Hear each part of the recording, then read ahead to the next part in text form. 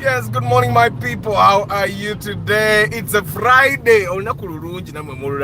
Yes, it's a little bit dark, but it's a good day. It's a public holiday. So some of you guys that are employed, that are in public service, you guys are home.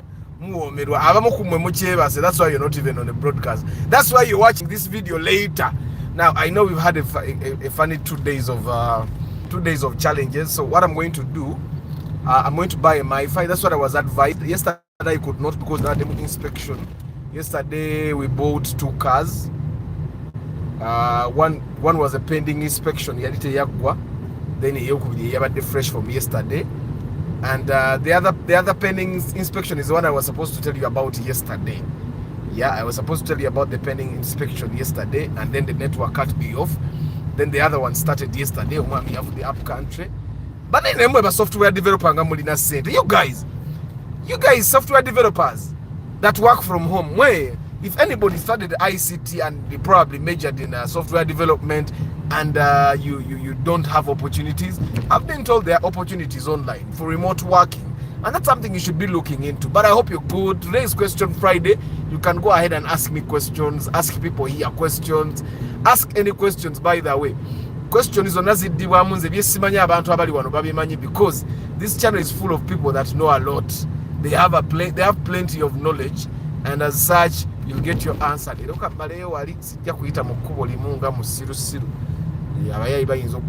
Someone yesterday was telling me he's renting in Kawempe, and he told me that Kawempe is bad, full of thieves. How are you guys? I'm really sorry that we have had 2 days of bad broadcasts. Like yesterday we broadcasted for like over 10 minutes and then the network cut me off. The other day I broadcasted over for 3 minutes and then the network cut me off. So I'm going to buy a MiFi today. I'll get the time. If you're call a MiFi, I would have had an inspection today. I don't know. I think he sent me a text message using a Dubai number, and then he called me using a Ugandan number. You get, and I think that's the problem. So today I tried to call him yesterday to confirm he came today for inspection, and then I could not find the number he called me with. And I think that's the challenge I get when someone WhatsApps me with a different number and then calls me with another number. So I normally don't save the numbers because I'm waiting to actually see him and number saving. So this is the same thing that happened, and for the last couple of days so many people have been calling me, and because so many people have been calling me, I think I kind of got mixed up in number and Ebola. But I hope the WhatsApp message you. And if you're watching, my brother, hopefully we'll get a good call dinner if we end up inspecting. But today I have a number of things to do in the morning. Yeah. But I hope you guys are doing well this Friday morning. It's dark. It looks like it's going to rain. Yeah, it looks like it's going to rain. But regardless, we move. Yeah. But how are you people? But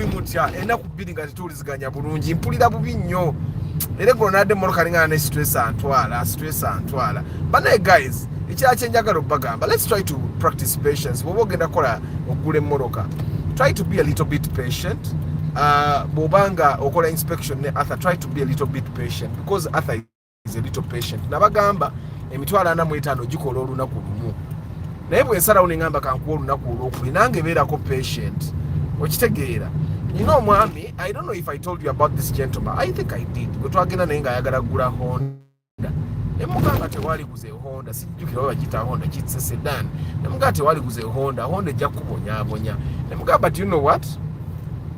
Because of that, so in Moroka zili lined up. Because to again to have Honda, to get a bakuli, but broke up on Nabali Babe. Then Nemugamba, you know what? Let me give you a second day. We no longer we woefully know day, but you tell me a day before and then take a car. So the day he had booked Ngangambi to get in danger. Nakeda Kumacha on that very day Nangamba is not available. Manya, he has work, so he has gone up country for a few days. Nemugamba, it's okay whenever you're ready. So yesterday I already had an inspection lined up, and then I also had a pending inspection. The other second person had already decided on a car he wanted to buy, and I told him, you know what, because this is my practice. They said every single I tell people to go back and think about it, because I'm trying to give you time. Or above, if you really want to buy the car we have zeroed down on, it's a good thing. So Olio Mami had already decided the car he wanted to buy. But I told him, you know what, go back and sort yourself. You had it enough on a permit. And then yesterday he was simply coming to probably pay. Of course he didn't. But anyway, guys, that's why it's important for you to think. He didn't even buy the car that he had wanted to buy. Yesterday, what the so that's why it's important for you to go back and think about what you actually, if you really want to buy the car you have decided on. So that's what happened. And then yesterday, yesterday, I got a Moroka totally different. But I think the reasons he wanted the cars he wanted were not very clear. So I'm going to tell you those stories as we also do Question Friday. If you have questions, you can ask. But then Mutu parking, why you say wanokuku? Me have I know Mutima. Kati Moroka iwe bajitomera. Aba boda basoro jitomera. Abe Moroka bala basoro jitomera. Uchitegera. So, how are you? Kamalo kusoma kumanya. Ndi musanyufu kuba nnonga ndi na molunako olwaleero. I hope the network doesn't disturb us again. I'm even going to buy another MiFi just kubanga for the love of cars. Bantu mwe munjagadde nga lwaki sibeerawo. Muyombya Mark, Mugalasi Joshua Mixed Farm, Nick Wabuyi, Tusime Eddie Paul Sema Travel Live Vlog, Deep in Coffee, Hashim, Kaiwa Benjamin, Martha Academy Namamu Kono, Chris Da Vinci, Mwasuze Mutia. You guys, are you happy? But what are you happy? Find something to make you happy. You know, madenjo galo ne mama bani nga mugamba mama bani na ye ekintu kimwe kibafuula special mwenga abakyala kwe kuba nti ebintu to bijajamya omusajja kasitambala okulyako obufuso ordinary naye nga siwe kiri bakyali bange omukyala tabeera wakabinga tonnalya kyobola omukyala bwoba olina gaayi n'awangaala naawe nga wempangadde ne mama bani bulina kukeera ku makya omufumbira akatowe yeyagali ate nga lwaki tokamufumbira okitegeera bakyali bange si bwe kiba si ekibuuzo kyange by the way engeri gyeri Question Fridays kyekibuuzo kyange bakyali bange nammwe kati kino ekibuuzo kyabasajja mwe abasajja si bwe kiba bino saagala byogera mu luzungu kuba YouTube ejja bijjayo mwe abasajja si bwe kiba nti nno bw'oba tonnalya omuntu aba waakabi nnyo bw'omala okulya n'olyoka omussa mu position entuufu si bwe kiba wangi ekyo mukiddemu ekyo nkibalekedde. Good morning Joseph Barikudebe, how are you? Martha, kati answer ze batuwa olwaleero zigera babuulira ekituufu. Omanyi abakyala bano bagenda ne bagiraagira omusajja waabadde naawe emyaka 4 akugumidde omusajja wa boda n'akufugako trip emu bwetu n'akuwaana n'akugana naye gwe bbaawo talaba enviiri nti ziruddeyo n'ogana naye this guy makes me feel special kamuwe niba naye bano abantu zebra crossing eri Ugandans but I think fa ab'emmoroka ffe tubireese bino kati olaba bano zebra crossing gwe ne mmoroka zitukutte naye abantu tebaagala na kusalira eno bajja eri n'asalira eri, which is a very bad thing. Joshua, ddamu ekibuuzo toseka busesi, ddamu ekibuuzo kituufu. Nze one thing I've realized abakyala bano babanga mu motoka bw'oba emmoroka tonnagivugamu eba yakabi olugivugamu bwoti n'okuba ku binnya n'oganeye ogivugamu bwoti n'okuba ebinnya ogenda okulaba nanga ngira si amaanyi nnyo obadde ovuga karakterisiko n'ovuga mu kuruga n'okuba ebinnya n'ogana enno kuruga naye ebinnya obiwulira teri awo nti y'amaanyi nze njagala komenti zino ezimu ngenda zisoma nga nse tolinze bulungi bazitegeere naye nga mwasuze muti abantu bange ngenda banyumiza genze mbanyumize Santans inspection ziri 2 emmoroka ey'okubiri twaguze rawumu eri ku UBB twagiguze $14,000 twagize $14,000 ngenda sharing ebifaananyi byayo yabaddeko ku scratches naye ono omwami yaguze emmoroka twatambudde mu katale ennaku 2 n'agamba omanyi nze ngenda banyumiza yokenda bole musajja yaguze UAP $13,000,000 mweba people wadde tugamba nti emmoroka tugula bulamu naye waliwo enamba lwe applying numbers should apply at certain moments. You can't buy a UAP car rawum ku $13,000,000 ng'erina ki ekiri special okitegeera gwogenda gitunda mmeka. There are cars that are special that can probably be bought at 13 kati ngeyo fielder osobola ogigula sente ezo naye rawumu bwarawumu bwayo ngaliyo because wawe emmotoka ezimu nga tosobola funa UB series mwezo sente niye wali emmotoka ezimu nga kati waguze UBB milioni 14 oli naagula UAP milioni 13 ngate UBB gye twaguze babadde bakateka muyingi ni mpya okitegeera but anyway ngenda banyumiza inspection zonna bwe zagenze musoke muddemu ekibuuzo kyange abasajja be baba baddamu abakazi buwuliriza bino tubyogera mu Uganda. The people that don't understand Uganda, there are things we say in Uganda kubanga YouTube ejja bijja twala nakonkokedde mu Uganda YouTube kati ebuzaabuza. But you guys, do you know that ChatGPT knows Uganda? ChatGPT knows Uganda. Yes, mother people, ChatGPT knows Uganda. No rakutana ate muludde okunda ekubo tulireko olwaleero muntu nulire nze nganzi mwe ChatGPT emanyi Oluganda munnange omwala gwenkola naye ku office muyita mwala kuba akyali muwala muto omwala gwenkola naye ku office nga tulina bye tukola tuwandiika mu Luganda tuwandiika mu Luganda omwala nga awandikira ChatGPT statement mu Luzungu ng'agigamba vunula teeka mu Luganda. ChatGPT teyamuwadde Oluganda kati yesoka nge mu Oluganda olufu kagamba ChatGPT temanyi ngaddayo ng'asoma Oluzungu lwawandiise nga yeewandiisa obubi ngaddamu ng'awandika statement mu Luzungu olutuufu. ChatGPT ng'emu Oluganda. ChatGPT knows Luganda. Mweba people, AI is going different. Nze atoba nyakunoonya AI ekolaka app bano ba software developer bagira tugenda kukola app wano nga tukozesa zigundi AI is powerful, you people, but how are you? Musanyusa okunda banganze bwe nsanyusa wadde sibalaba naye nsanyusa okuba nti ndi wano. Mumanyi essanyu lyempulira nti internet tenzigyeko. Mumanyi internet bwenkola obubi ng'enzigyeko. Mpulira bubi nnyo biranga emirembe gimpeddeko. Era ngenda gula MiFi simply because of that. Kati njagala kulaba MiFi gyengula baliwo abampa data omulungi. Lwakuba MTN has better internet coverage than Airtel. MTN tevaavaako nnyo. Naye kati baŋŋambye era yaŋŋambye software developer gwe twaguze naye eyo emmoroka kyeyo gye nabateeddeyo gwe twaguze naye Mark 2 grand yaŋŋambye Arthur you buy a because kuba naye yaŋŋambye alina MiFi yaŋŋambye when they make this mobile phone majority of the bandwidth bagiwa phone calls tebagiwa internet. That's why osobola okubeera ne MiFi ng'edduka okusinga essimu kati ngenda kulayo ka MiFi but I think I'm going to buy MTN. MTN gives us better. MTN basically gives us better. Yeah, I find that MTN is yeah. So ngenda kula yoka waka netiao and I try to use that. Rakwa MiFi unasema kula MiFi ya MTN ili andali afa mu nnaku bbiri simanyi lwaki afa mu nnaku bbiri. I really hope it doesn't do it this time. Eka ndowooza nnyinza okula Airtel. Lwakuba Airtel erina gye nsumbuira kangule MTN.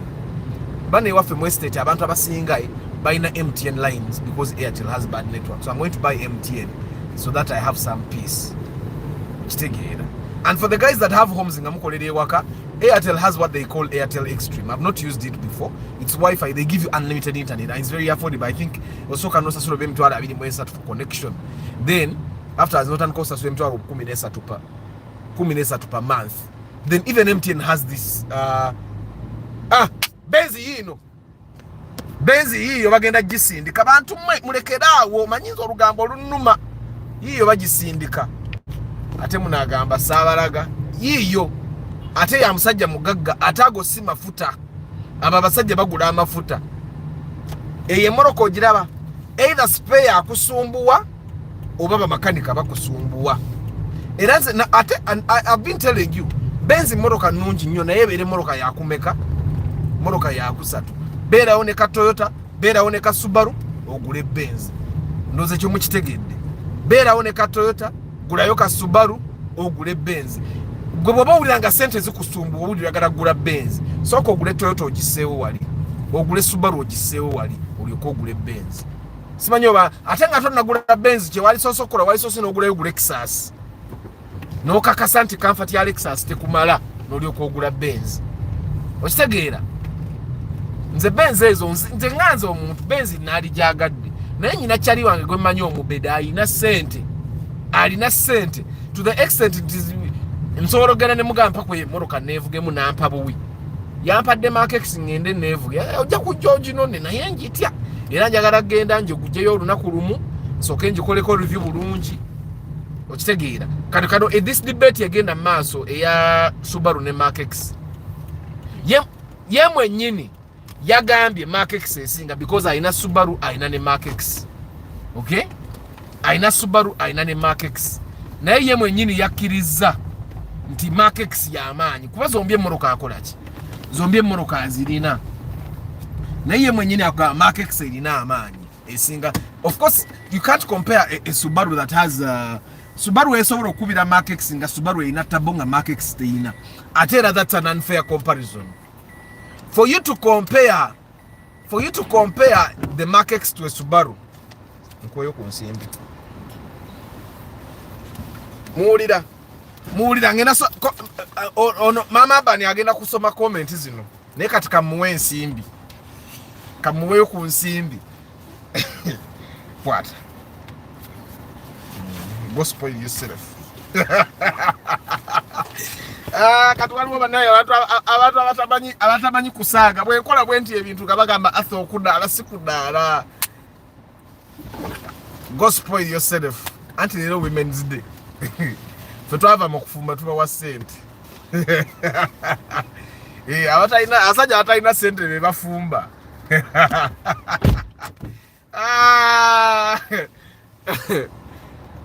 there guy ngenda soma comment zammwe kansoke nsome lwakuba mpakinze mu kkubo naye kansome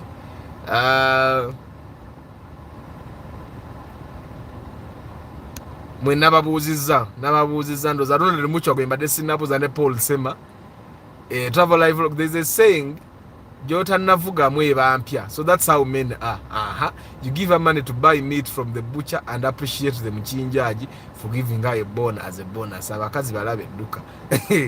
Good morning Tony Ronald, today is Women's Day banange mutuleke wama happy Women's Day banange happy Women's Day mbadde sinakyogera Joshua agambe kituufu nnyo kyambadde agambe good morning Talimwa Samuel how are you kyambadde Huntington long time man zilina kubi na it seems like it's forever Amina purified how are you Kawesi Peter Ipsam egabana spare na moroka ki era spare wayi erabika spare wali gotofa yobe egabana na moroka ki kuba sinagira bayo je egabana nayo nenga spare jali nange njine wandika n'ennyimba chati gipite wandika n'ennyimba Balvids how are you After these days, I see several RAV4 minis on Ugandan roads. How much would you think? RAV4 enungi beera ne million kumineza. It doesn't matter. Over old model, over new model. Ekitono nnyo million meka? 15. Good morning. Trigan Raphael, how are you? Kituufu naddala when it comes to attitude. Abantu bakweka emize man. Wanji nango wange kamwereza akasente. Arthur, for instance, if a RAV4 mini is a UBF used, what do you think is a reasonable price? Bwebera nga UBF ebera moroka mpya ku RAV4 ojja fulumya million eziwera 2 bweba nungi nga nungi bulungi nga UBF bwe yali badde ojja fulumya million eziwera 2 because amazima gali nti abantu batunda zi UAS million 16 okitegeera kati eri because ine namba kavali ukajja kulinnya mukko okitegeera kavali ukajja kulinnya mukko so beera ngo okimanyi so anyway kamba nyomize inspection nga bwe zagenda ziri topic zaffe zetutambalayo tugenda zimalayo enchalwa mukaaga enchalwa mukaaga ne Sunday izo broadcasting ngenda zikuba Saturday anti mukimanyi lunaku lwangira off ku Sunday nsoma ne Sunday nyizo obutasoma nga bikyali awo Sunday nyizo dojinga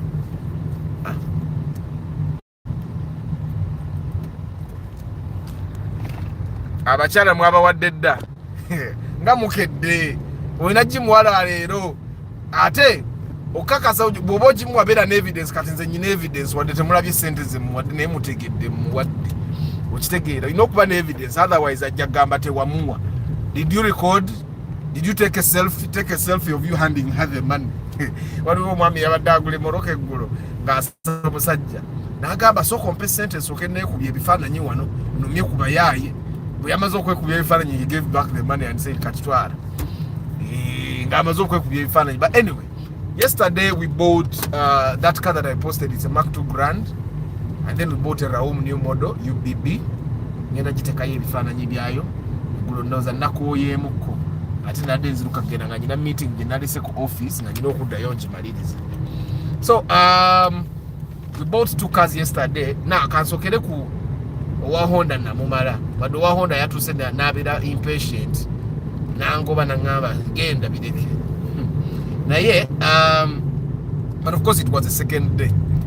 And guys, I want to make this very clear. Nchikola ngo omuntu nenga kati olunaku olwokubiri because ate nchikola nga ndaba olumu tukoledde tuyinza okujja ntukola inspection ng'emmotoka z'obadde nanto tuziraba in an hour okitegeera nengamba omanyi let's do another day, you call your brokers bakufunire emmotoka endala okitegeera. But then also one thing I realized, omwami ono yabadde bambi gyantwala sirabayo emmotoka nnungi era kyenasoose omugambe ye wantu nga tewabayo emmotoka nnungi gy'olaga. And majority of the time abantu abatera okwagala okugenda okugula emmotoka sayidi zeeyo temwogerayo, bantu mmwe jeke yateranga okwogera wano ebiyitika naye mwenna mumanyiiyo. Abantu abatera okwagala okugenda okugula emmotoka sayidi zeeyo aba alina ssente ezitagula mmotoka gy'ayagala, and he wanted to go there. Namugamba naye wantu nga tewatera kuba mmotoka nnungi okitegeera era agenda okugamba there is this car in this place ng'emmotoka gy'ayogera ne sente z'ayogeramu it's impossible, era mugenda okutambula okutuukayo ng'emmotoka nvundu. I've experienced that a lot, so many times. So but anyway, ndooza mu ku-objectinga awo guy n'anyiiga bunyiizi ng'ate nabadde enfulumye because yaŋŋambye akeera teyakedde yagenza okujja nga ono omwami wa inspection nga tugenze ne mugamba omanyi kye tuba tukola, you go let me find you where the car is okitegeera. Kati ndooza mu kumugamba genda nkusanga ewali emmotoka nakyo ne kimunyiiza n'agamba bireke nemugamba kale sikaka muntu mukulu, you cannot force a grown person ate omuntu wa ssente era ne bwe yali agenda okugula Honda ne mugamba omanyi oli wa ssente zo kirabika Honda gy'oyagala genda ogigule. But anyway, so yesterday we bought 2 cars. Let me start with the person that bought the Raum, what the synergy sharing. The person that bought the Raum, we started the inspection the day before yesterday, and he called me already yali mukibanda sijja kwogera before. I don't want to be speaking places these days. Yeah, so already yali mukibanda somewhere nankubira nangamba Arthur, I want you to come and inspect cars for me. Nemugamba okay, nemugamba naye akasente kange okayina, because normally when someone calls me nga ali mu bond oba mbibande eyo, majority of the time I've realized those people think they are going to give me 100,000 and then because nafunyedde emmotoka zange era. That's why I keep telling you guys I'm not a broker. What you pay me for is inspection and advice. You pay me for inspection and advice, and that's why I charge you the 450k, and then of course you pay the mechanic as well and the fuel that gets me to that place. So I asked him, do you have my car money for inspection? He says your car money is no problem, I have money. I said okay, talk so go take a chiziki and then the mechanic. So he put the car money, I went and picked a mechanic, and then I went to Musanga Muchibanda, and then the moment he came to me, he was a young man. He was a young man born in 2001. Now 2001 oyo mwana aba muto. Born in 2001 aba mwana muto nnyo. But era bwe namulaba ndimuga guli mwana muto. Ekitegeera say ndi muto, he kept saying it, ndi muto. Ekitegeera. And so he was intending to buy a Toyota Passo, and he told me akola installation era bobo ina business so okungamba nenkwe namba ye akola installation of you know these dishes as if I think ziva Dubai, you can watch all the local channels, then you can watch all even the DSTV channels and all that at a smaller subscription fee. That's what he does. And the moment he told me the kind of work he does, chimanyi oluma atambula ne this dish, then I asked him then why buying a Passo. Then he told me, you know what, Arthur, emirimu gyenkola olumba kasoma tebampa mafuta, so tebampa mafuta ate era njagala emmotoka etanywa. That's why he was buying a Passo. And normally when I find someone he or she has already made up their mind, basagala nnyo kumukyusa timing. Nemugamba naye Passo nga the engine is very small, bobo otambula nnyo, because he also said he moves a lot. Bobo otambula nnyo, don't you think the Passo has a very small engine that it will die on you very fast. Nangamba no, naenja chivuga bulungi. Okay, let's go look at the parcels there. So we went, and the first parcel we looked at a oil, a coming on a compressor. For the guys that don't know how to see that, a moroka webe tokota. Ojamu dipstick, no jirage coming out kaka. Manya compressor the engine teba nunji. It was a UBG, very nice parcel, very beautiful.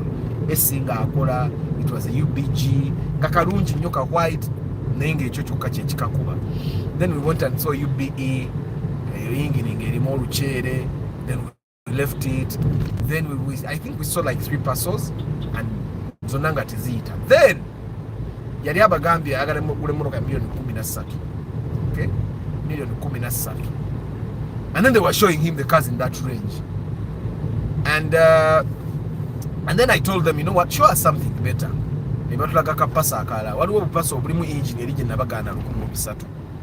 And you guys need to be very careful, by the way. I had also forgotten it. I kind of got excited because all these others were 1,000. I had forgotten.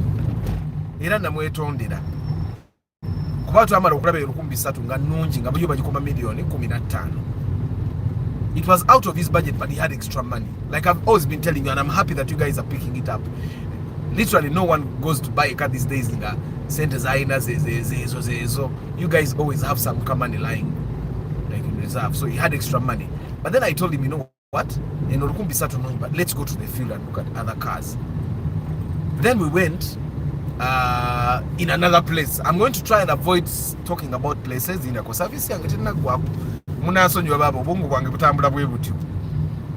Obongo bwange butambula bwe butyo.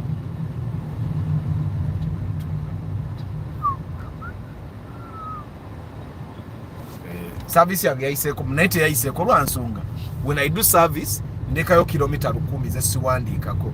So oil gwenkozesa kilometer 15 empandika ke 10. And I think majority of the service guys have told you guys to do the same. So that service we itake bate iseko. So I'm going to do service today. Echaliko naenge iseka according to what we wrote here. Service ebeweddeko naenge echaliko. So anyway, we twage in another place. Tusanga twalaba parcel I think biri. But then there was this particular one which was a UBH nga nunji, everything checked out. Nga baji wanika bulungi emipira gyonna kwe. Basically it was better than the parcels we had seen before. Nengo no gaya asera nga alamule milioni 15. Eventually tuvaonga alemedde ku milioni 14. But this young man, he's a young, I'm talking young man because he was a really young man. Abamuto wange. And he was busy. Nemugamba manchi obokola ngatanda bana kufuna permit. Nemugamba because we were together in the car looking for cars. Nga ate bwe bamukubira amasimu agenda akole ku customer be. Nemugamba chobokola you first go work on your customers. Nangamba it's okay kangene fune permit yange. Kankubira olwegulu nemugamba it's okay. But me in my mind I knew that twetaga ku meeting that day asobole okulowooza. He also asks. Then there was another option. I called a bond somewhere. And they were willing to give him a parcel kubanja nga bajimula ku milioni 21 nga bagala asoswe ku 15. And for me what made sense, like it doesn't make sense ogule moroka enkadde milioni 15 oba osobola okufuna empya ku milioni 21 n'osasula ku 15 osegera. For me it made sense bwetandikire moroka yo kuva mu bond. However, the other thing you guys need to understand is that the moroka bond erina akasente kegenda okulyamu togenda jijjayo mu bond nayo ina akasente kogenda okwongeramu akokuwanika aka alamu aka tracker akokuchusa radio utekemu rufa kati ate this other kapaso ke twasembayo okulaba ka radio mweri he was really happy ufa mweri emipira mipya. Basically I checked everything, all the boxes. And nemugamba man, you could also think about it. Webuze kone ku Muganda, he asks, I think he has a Muganda omuwala elder sister amwebuza ko nemugamba webuze kone ku sister wola be if buying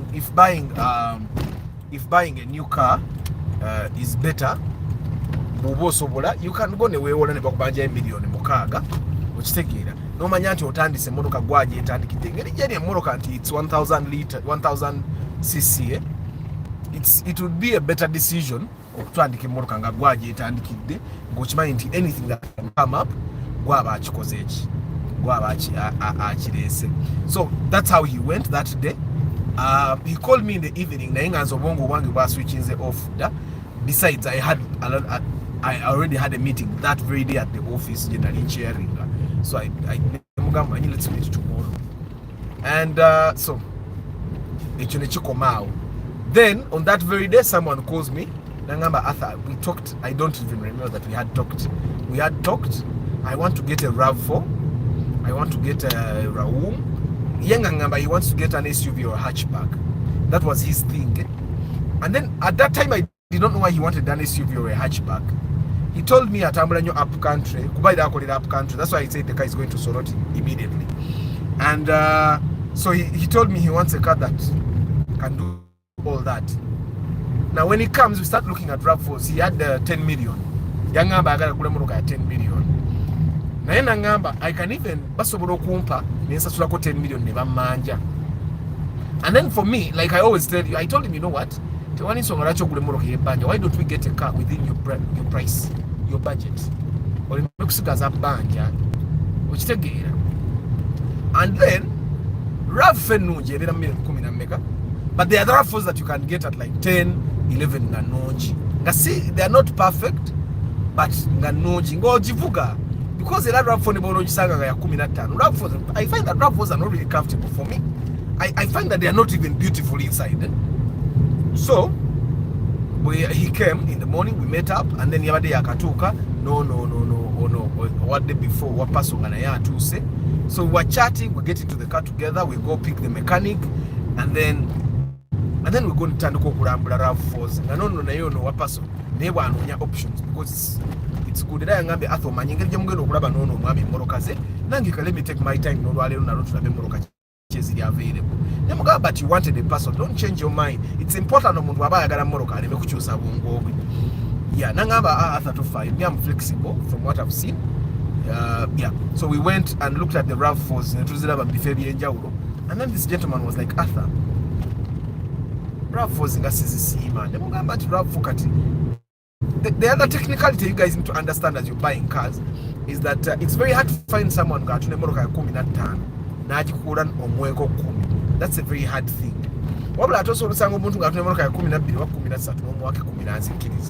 That's the thing I told him. That's why initially we which is also tough. Because I tell you,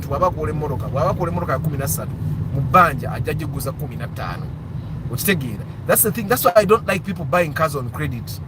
Obujango jiguze mu bondi bayinza obutakuwongeramu. Ne moroka ye banje ne nkadde. Omuntu wabatu ne moroka 12 cash. Bwaba jiguza banje agenda jiguza 14. Ajja kuongera mu sente. It's not, that's something that is not really good for you. Okitegeera. So I tried n'abasajja baziwa kule nnume bavuga bubi bavuga bubi nnyo. But it's okay. Most of those guys just fail to drive the other big buses, so they end up there. So it could be worse. Just imagine that guy saying again and avuga why again they up country. Kuvuga yawe, what would happen? So anyway, so we spent like 30 minutes and we are contemplating, and I was asking him, why exactly do you want an SUV or a hatchback? And he was telling me that he wants a car that has a big boot. And then I was telling him, that's before I even knew about that Mark II, because the Mark II fetwavuze Morocco genda zenga simanyi nti antwala kulaba Mark II Grand. So I asked him, but the big boot you're talking about, what are you going to use it for? Because that's the question I keep asking myself. Majority of the time, people buy cars nga asubira nti ayina ekyama nkyagenda okozesa a particular car because it has special things. Ne atenga tagenda, because I've told you about a relative of mine yagula double cabin ngayogera ku farm naye nga ina actual sense yayina farm yayina taka okitegeera nga iza asubira nti ebintu byalimako bigenda kukwatayo afuka omulimi asinga, which didn't happen. So that's why I kept asking this gentleman, butu enene gyoyagala ogenda gitikamu biki? And then nze nekyesonyiwa n'agamba, you know what, Arthur, ngenda kuddayo nkunganye sente ngomaone sente nga ziwera ngule mmoloka ki. Nemugamba it's okay. But I kept asking him, why can't you change n'ogula a sedan? Because million is 10 zisobola mufunira sedan nga nungi. Because he kept saying he wants a big boot, but then he wanted to buy a Vitz. nemugamba tegwayagala big boot. Why are you looking at a Vitz? Okitegeera? For me, like, you want a big boot but then you're looking at the Vitz. It didn't really, something didn't add up for me. Okitegeera? Nemugaka kati, why don't you consider buying a sedan? Because all your sedan is in a boot enene. Atera mu sedan is in a boot enene. Mark to Musota, Mark to Grand, Verosa zina boot enene. So tewali choyinza teka mu rawunju tateka Mark to Grand, for example. Kati kyesategedde bano abantu ababiri be nabaddekola inspection bwe bazzeeyo ne beegaya ono eyaguze rawumu n'atandika okumubuuza n'eddala kikyo kyoyagala, because there is a time I even wanted him to buy that rawumu gye twaguze UBB nga nnyini omugamba lwaki tetukuwako miliyoni 10 n'otubanja kati ye kuba owa rawumu yadde agala gituuna miliyoni 10 nanyeeyo UBB ne mugamba eyo lwaki togituwa ntukuwako miliyoni 10 n'ogituguza at least miliyoni nga 13. Okitegeera naga miliyoni 10 sola zikwatako ku mmotoka yange. Okitegeera because ono rawumu yabadde asobola ogivuga naye nga sente zasasulako ezisooka ntono. I don't know if you get what I'm saying. So kati bano ababiri bwe bazze eri be n'addenkola inspection ne beegaya ndowooza n'atandika okumubuuza the same questions that I normally ask you guys. Why are you buying a car? N'amubuuza kati gwe buutu enene gy'ogamba gy'oyagala ki ekyamanyi ky'ogenda ogikozesa? I think because this guy is a software engineer, he works mostly from home. So apparently he was buying a big boot because his girlfriend amugamba nti boot enene bagyetaaga. Sigamba nti ye alina ky'ajagaza ekyamaanyi naye girlfriend we yamugamba nti boot enene akola ki ajagala. Kati ndoza mukwega yeeyo babroka weta wabadde ne babagamba waliwo omwami alina Mark to Grand mu kikomera somewhere Chad bo batugambye ekireka but it was actually nkyali wajjala. Kati balire bajjayo emmotoka nze nga simanyi ne gye tulaga mutugoberere ne tubagoberera. So we drove batugambye ekireka ngindola tutugenda namugongo ffe tukyama ekyali wajjala somewhere niyo tugamba mulinde wano guy n'agenda mu kikomera najjayo Mark to Grand. Because some people don't want people in their homes na tuleetera then atera abantu abamu I think batunda emmotoka tebagala baneiba babe bategeere nti badda ku bigere nti obwavu bwa mulumye emmotoka agitunda. So tuba tulyawo nga bajjayo Mark to Grand ngamba buuza atani agenda okulaba Mark to Grand nti ono nembaga ate mbadde manyi oli yabadde ayagala SUV. Okitegeera? So we looked at the Mark to Grand was perfect you guys nga teriiko ki yabaddemu akantu akabadde kagira wano nga ndowooza ball joint naye makanika n'akakeya n'agamba nedda kali mu kakono asobola okuvuga n'agenda because the dangerous thing with the Mark 2 Grands normally that gives you trouble will be the ball joint so nga si ball joint ne oli adayagala miliyoni 12 I think netumunga katukwe miliyoni 10 okiveemu. Okitegeera naye nga yeematira then ngenda okubuuzaako nga ate waliwo omuntu omulala alina Mark 2 Musota nga ate yagitunda miliyoni yalamudde miliyoni oba 13 nga ate no this one is better than a Mark 2 Musota. Bicha ntubagenda nga tukwe miliyoni 10 kitundu kibije ne bagwera miliyoni 11 n'emitwalo ameka n'emitwalo 2 nze nga buli genda kano njangu ya nga mpandika ngoyo tumuta nga bavuga moroka inga agenda giyagenze kusula. I think yasuze te yagenze so I think he has gone today ayinzo basambule ku macha nga fe tugenda ku kati ono yali agala paso mu kukyuka bwe twabadde tulambula wano bwe tulaba ku rawumu nga bwambuuza ne Arthur what's good because I told him even the day before ne mugamba na ye rawumu new model lwaki sijogula ndaba paso emoroka ejja kuwaamu obuzibu kayinjini katono ate because he was telling me Arthur what if things don't work out for me embeera n'entabukako kapaso nsobola okukavuga uba ne mugamba nsobola okukavuga uba naye kayina tekavuga basaabaze banene kajja kufa mangu nambuuza ate rawumu new model nga naye rawumu new model yeeba ekola okitegeera because you're rawumu new model esobola okukola uba ne sente ezikuuma okusinga guys like the broadcast only 10 likes no kamba weme dakika 5 mu liking broadcast. Thank you for reminding me King Daniels you guys 10 likes 55 people sigenda kudda mu banyumiza mbozi ngenda bawe dakika 5 era bwe muta liking broadcast eno bulungi I'm going to leave ngenda basibula busibuzi like the broadcast 55 people kampse wakarango kan guys I do pre-purchase inspection if you're going to buy a car I come with a mechanic you pay us a small money of 450k. That money covers my time, the mechanic's time, and the fuel that drives us to your cars. Kasenta akalaikanga akanji naye munange katono nno nnyo okusinziira ku bintu by'otaasibwa. You're not just paying for inspection, you're paying for advice. Okitegeera. I ask the tough questions that people would normally not ask you, and I also tell you the things that people would normally not tell you. That's what you pay for. And that money covers one day naye bwendaba nga kijira I can give you a second day nosobola okufuna emmotoka naawe gyokola ki gyagala but mbasaba bambi mujenga muri patient siganye obadde akasente ko ne munnange ogezangako okubeera patient elito okunoonya emmotoka twade n'omwami oyo like guys like the broadcast abamu mudduka ku kati ate buddusi ekifo ky'okulayikinga broadcast you decide kanveeko mwe mubeere patient tuganye bambi oba ompadde akasente naye try as much as possible to be a little bit patient emmotoka teringa simu nti you walk into a phone shop nga lwo Tecno Infinix naki emmotoka ziba nayo naye nga mbi okitegeera so bw'oba oyagala ogula emmotoka mu bwangu oyinza okutomera okitegeera oyinza okutomera guys like the broadcast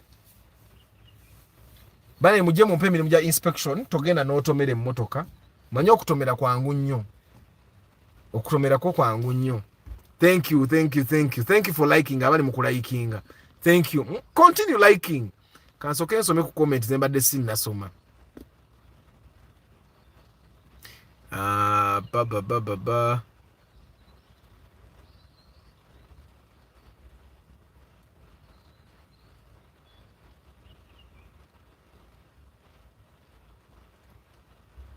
Council Patrick, good morning. Lucky Moses, Heath Muyombia Mark, Amon Ahimbisiwe, Norman Karuhanga, Seguya Ronald, Matembe Abdul Nassa, Nassa nawe. Mogera nnyo, ka comment ko nkajje kaka akaneming before. Ntongo Helen, Ntare Samuel, Johnson Lubinga, good morning. Wama Arthur, if I bought a car and get the card but didn't get the transfer forms, do I really own the car or the seller? No, as long as they transfer the car to your names, you own the car. Aten emoroka zenda kuzetewetaga na kufuna kukwata ku transfer forms. Why? They transfer the car directly. Kasofuna email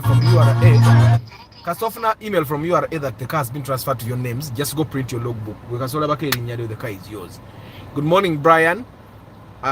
King Daniels, no problem. Or to say it, it's okay. Guys, like the broadcast. Intondo. Ngarwachi sekola Antondo. Mbeda abantu atano mbatano. Ninga tulina kola iki munana. Bwe toda abantu tekinyuma. Mbanga inache nakola. Ninga nakola chi.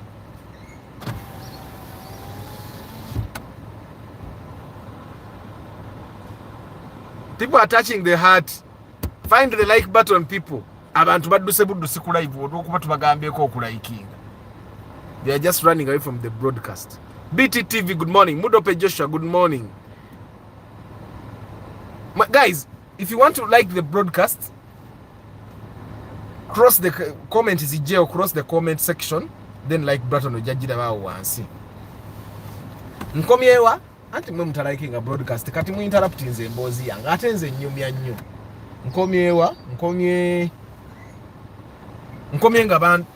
Nkomye nga tukyuka.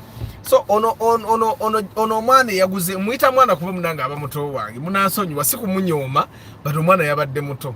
Abaana abato benna kuzino bakola sente balina sente aba muto wange ate nnyo kubanze banzala 1990 ono gwe bazaala 2001 bamusinga 11 years aba mwana muto ukitegeera.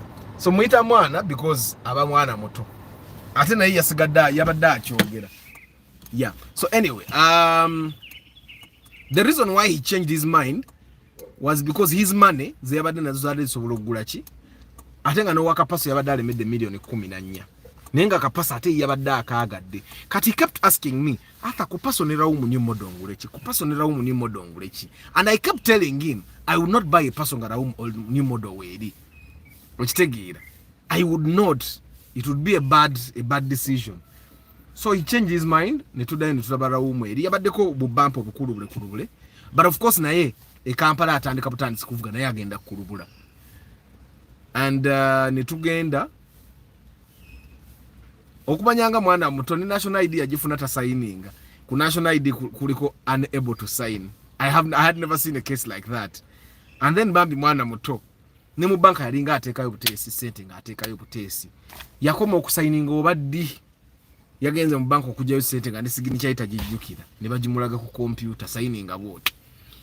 So That's how we ended up buying cars. The room I'm going to post it. But that's how we ended up buying 2 cars yesterday. Yeah. Nenga ban supporting abanange mwebale. Aba ni banyo amata kati mama aba ni muwadde allowance ya Women's Day agende yagale. Mwebale nnyo kutuwagira. I will not let you down. Mweche mbamanya. I'll keep doing a good job for whoever brings in inspection. Namwe abandi commending ane basaba bambite mundi commending abantu balugezigezi nnyo.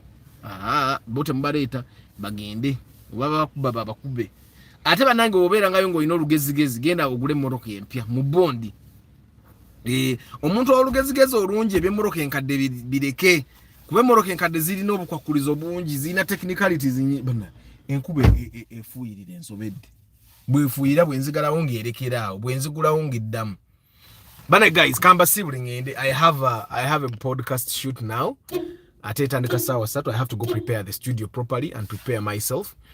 Amona Himbisiwe, you're welcome. Kayongo Vianney, good morning. Approved Lingo, good morning. And ladies, happy Women's Day! Bana happy Women's Day. Kazi mwina nako nyinyi, mwina Women's Day, mwina Mother's Day, mwina Girl Child Day, kugamba.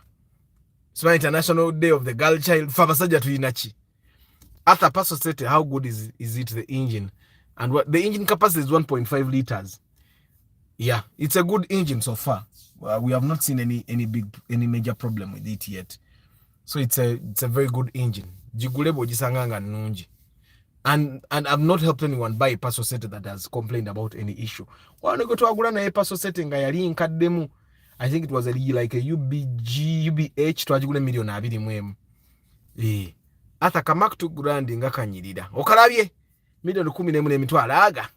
Guys, mwebale nyonyonyo, mwebale muno, kansoma amanyamba sibule.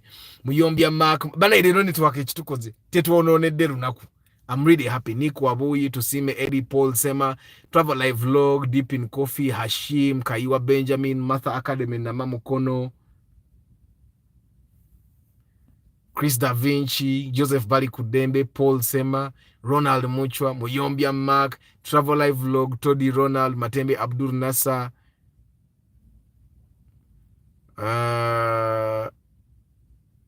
Chamba de Hannington, Talema Samuel, Purified, Kawesi Peter, Balvids, Trigan Raphael, Alan Mulindwa, Kansa Patrick Asiku, Lucky Moses Heath, Norman Karuhanga, Amon Ahimbisiwe, Ntongo Helen, Tade Samuel, Johnson Rubinga, Brian Wanyama, King Daniels, Bukenya Abi, Ntongo Helen, Mudope Joshua, BTTV, Kayongo Vianney, Approved Lingo. But guys, I wish you a very lovely day. I'll see you tomorrow. Tomorrow's broadcast will be at 5:15 p.m. Hi Arthur, are you able to find a car that needs some work and save money on a deal as opposed to getting a used fairly good condition? Nabimanya Kevin, BTTV China Noji. BTTV, it all depends on the math. It's the math. Kisama Shadrack team banange team kamoli na mwembagala nyo mwebale abana ba broadcast muta engaging and I don't take it for granted. Even the guys that are watching this video later on in the day, later on in the week or in the month, thank you very much for watching this video. I don't take it for granted. Yeah, and Nabimanya Kevin, it depends on the mathematics. Yes, every car will need work, by the way. I can tell you. Nemoroka yebon na yetaga mwe vyokora. Na ye kati depends, you have to do the math. Between Vitz and Ractis, what is the best, please? It depends on what you want to achieve. Right now, the Ractis works for me very well because it has a big boot. My kids, so my kids, they sit much more comfortably than how they would sit in a Vitz. But I like the Vitz in the Ngo mode because it's compact. I'm actually considering buying a Vitz. If someone buys this car, I'm considering buying a Vitz again. It's very compact. I like small cars in Zenga Arthur. They don't give you a lot of responsibility. They don't take a lot of space. They are very easy to maneuver. This is also not a big car, but the Ractis gives you a SUV-ish feel when you're sitting in it. Why the Paso guy didn't go with the Vitz? Like he must say, the Vitz is much more expensive than the Paso. You cannot get a Vitz new model at 13. Ate, skesi banyumiriza onomane yaguzera umu yadita agara gula moroke musinga bukuru. He was born in 2001. Vitz is the old models on zibazi musinga obukuru. So he wanted the Vitz new model. Na Vitz new model enunji zili $1,17,000. which the money he did not have. Those are like Mose. Between Wits and Raktis, depends on how much money you have, Shethama Shadrach. If the money you have can afford the Raktis, I would buy a Raktis. However, the Wits good gives you better fuel mileage. Nti Raktis wekuwa 13, Wits wekuwa 16 kilometer. Guys, Kambasibule. I know it's nice. I love it here, but I have to go and do some work. Coffee Spaniza. I'll see you tomorrow. Tomorrow, 5:15 p.m. We go on with the conversations that we were not able to finish. Ciao.